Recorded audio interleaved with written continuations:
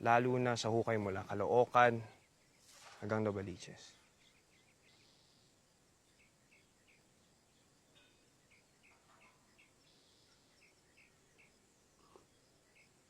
Tatlong araw. Po? Bigyan niyo ako ng 3 araw. Komandante! Kapitan!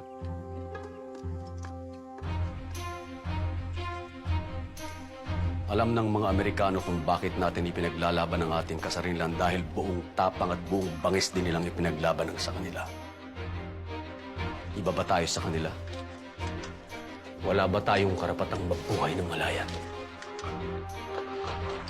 Kaya hindi ko mapapatawad ang ginagawa nilang pananakot. Humalay na! Artikulo 1. Ang hindi sumunod sa utos ng punong general ng digmaan ay tatanggalan ng ranggo at ipapapatay ng walang paglilitis sa husgado militar.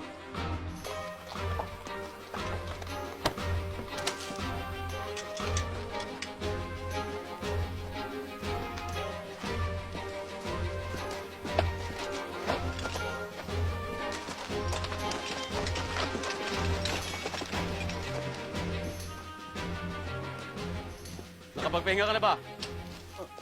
Pasensya na po, General. Pauwi na po tayo. May 3 kampo pa tayong pupuntahan. Mawalang galang na po, ating gabi na. Kaya bilisan mo, kapatid.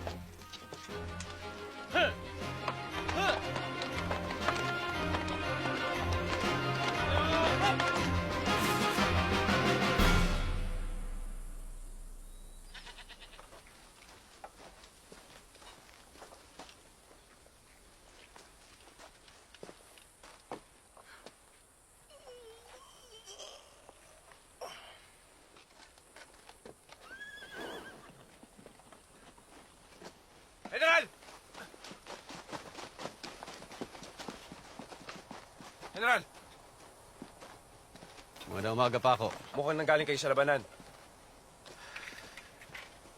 Almusal, Meron po nakahanda dyan. hindi para sa akin. Para sa kanila.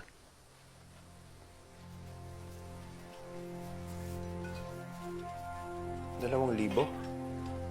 4. 4?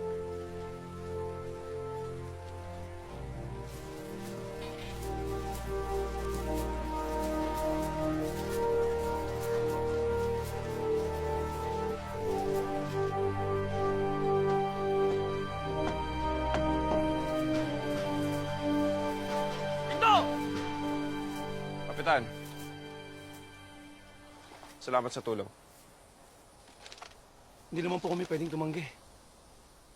Pag di daw po kami sumama sa kanya, papatayin daw niya kami lahat. Ang tawag nga po ng iba sa kanya, General Artikulo 1.